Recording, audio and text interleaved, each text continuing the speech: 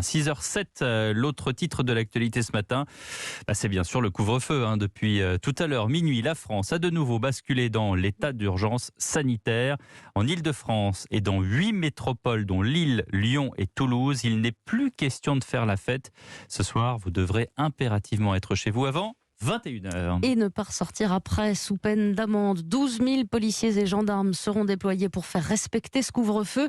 Comme pendant le confinement, il existe des dérogations mentionnées par une attestation à remplir. Vous pourrez vous déplacer pour aller vous faire soigner, promener votre chien ou aller prendre un avion.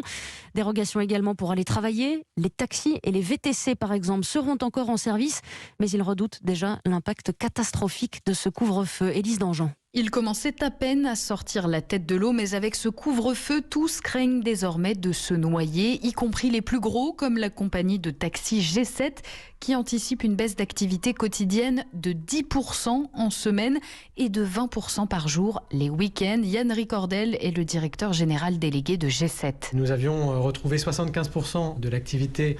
Donc effectivement, il y a, avec ce couvre-feu, un nouveau frein au retour à l'activité normale.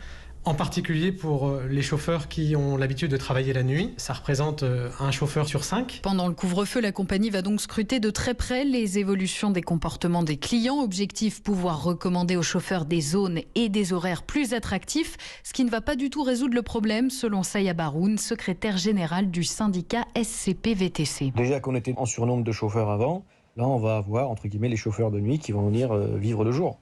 Et donc va encore plus faire diminuer la part du gâteau, les miettes du gâteau qui restaient en fait. Les chauffeurs de taxi et de VTC espèrent donc faire partie des professions qui pourront bénéficier des nouvelles aides prévues par le gouvernement. Élise Dangean du service économie d'Europe 1.